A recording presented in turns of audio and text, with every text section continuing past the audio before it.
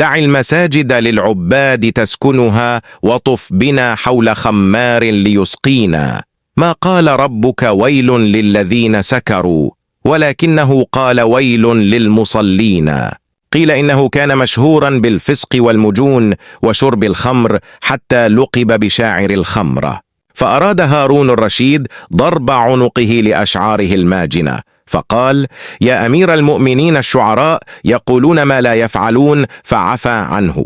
ولما مات لم يرد الإمام الشافعي أن يصلي عليه، وعندما غسل وجدوا بملابسه هذه الأبيات: يا رب إن عظمت ذنوبي كثرة، فقد علمت بأن عفوك أعظم. إن كان لا يرجوك إلا محسن، فبمن يلوذ ويستجير المجرم.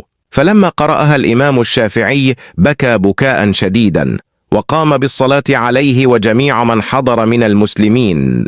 الخلاصة: ليس من شأنك ولا من شأني أن نصدر أحكاما مسبقة على خلق الله جزافا.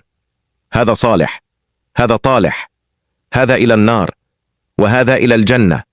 هذا الحكم دعه لعالم الغيوب، فلم تكلف به، وإنما عليك بالاجتهاد في إصلاح عيوبك وإصلاح من حولك، ولكن بأسلوب اللين والرحمة،